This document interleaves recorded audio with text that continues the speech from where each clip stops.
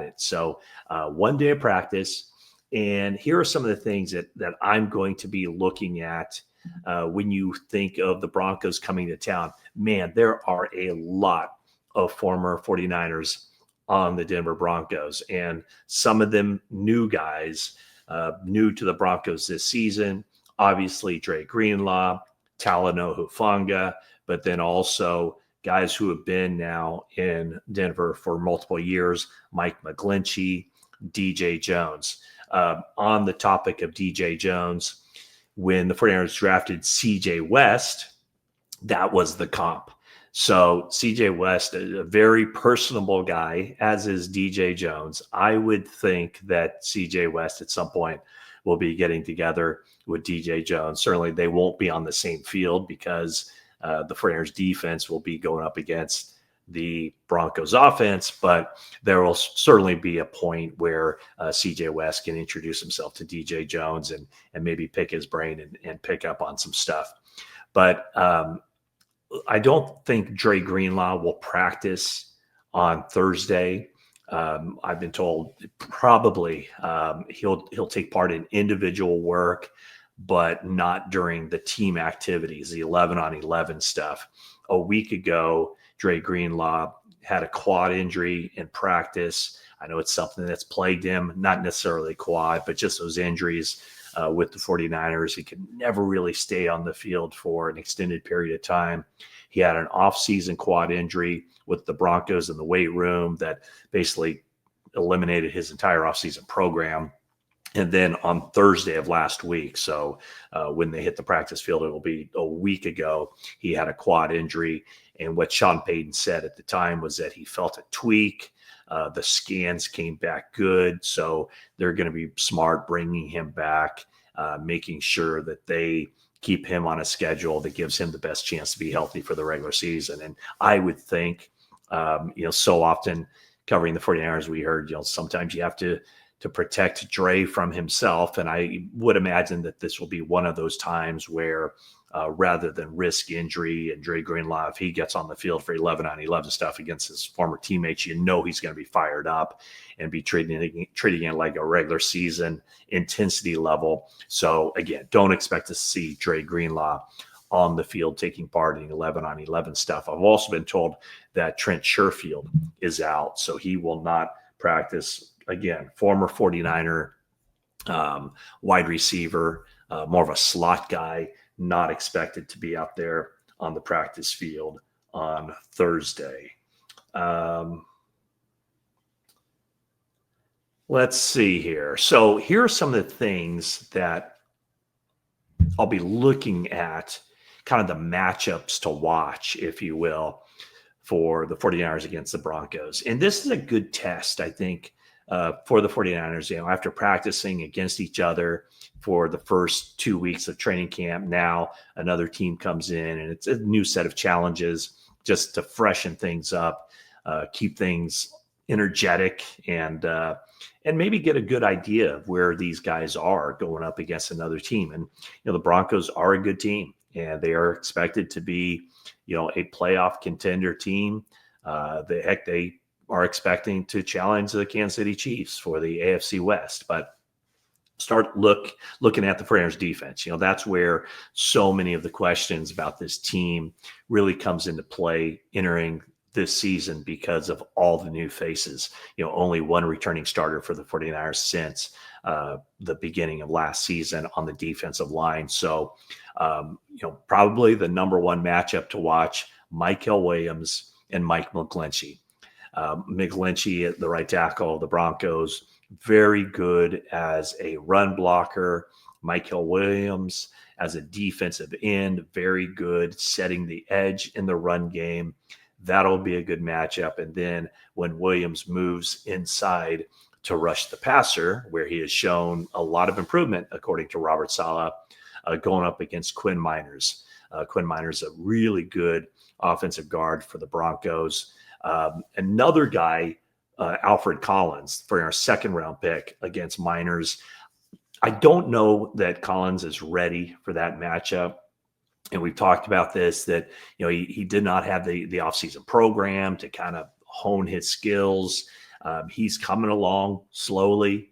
And so he might not run much with the 49ers first team defense. Probably best at this point for him to be going up against the Broncos second team, third team offensive line, just so he can work on some things, and probably would be more useful for him to go up against not necessarily the Broncos starters. And by the way, the Broncos offensive line considered one of the top 2 or 3 or 4 or 5 offensive lines in all of football. So good test for the 49ers defensive line.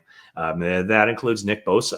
Nick Bosa going up against Garrett Bowles, another top-notch left tackle in the NFL. So I would expect that Bosa will be out there, but I'm not 100% certain.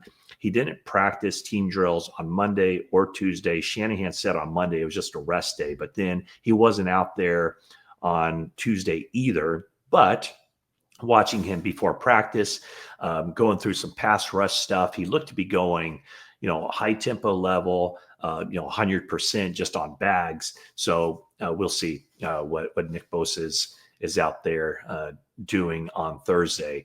And then another fun matchup should be with Bo Nix slinging the ball around. Cortland Sutton against Diamador Lenore. Lenore missed some practice time last week, but he was back out there on the field this week and looking very good. So those are some of the matchup on the 49ers defense when you look at what they're trying to do rounding into shape. Oh, one other thing I definitely should mention is Upton Stout.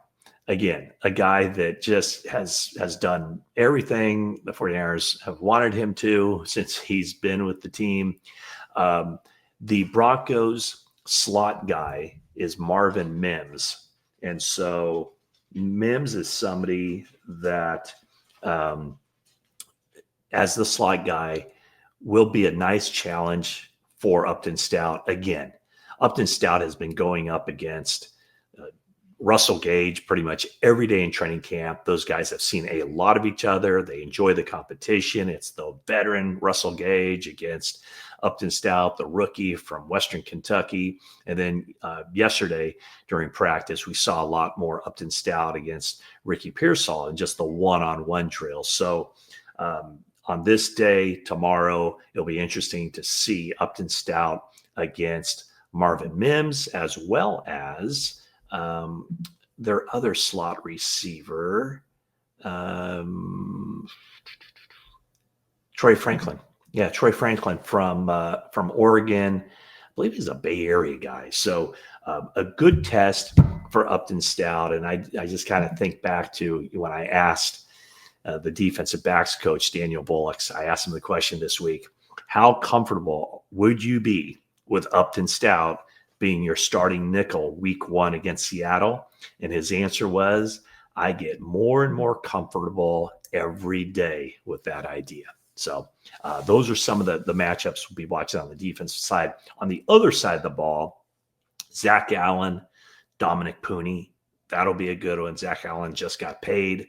Dominic Pooney entering his second year in the NFL, went through a patch where he played outstanding football through the first half and well into the second half of the season. And then I think, as there became got more film on him and teams started looking at him a little closer, he had a couple of games where it wasn't as good, but Pooney's a hardworking guy, takes his job seriously, watches a lot of film, studies a lot.